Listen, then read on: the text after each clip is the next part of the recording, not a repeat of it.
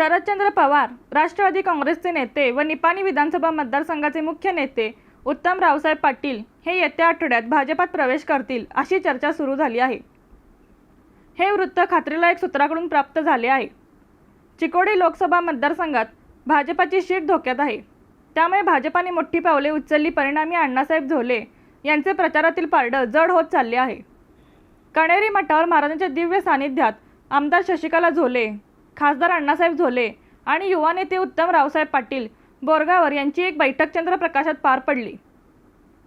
या बैठकीत राजकारण बरंच शिजले। त्यामुळे कदाचित उत्तम रावसाहेब पाटील बोरगावकर भाजपात प्रवेश करतील असे संकेत शुक्रवारी प्राप्त झाले।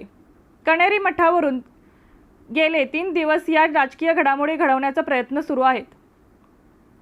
या नव्या राजकारणाचा परिणाम भाजपला चिकोडी लोकसभा मतदारसंघात फायदेशीर ठरणार आहे। तर सदलगा चिकोडी लोकसभा मतदारसंघात उत्तम पाटील यांना भाजपाचे पाठबळ मिळण्याची शक्यता नाकारता येत नाही। या नव्या राजकीय फेरजुळणींचा चर्चा काँग्रेसमध्ये चिंता निर्माण करण्याची आहे।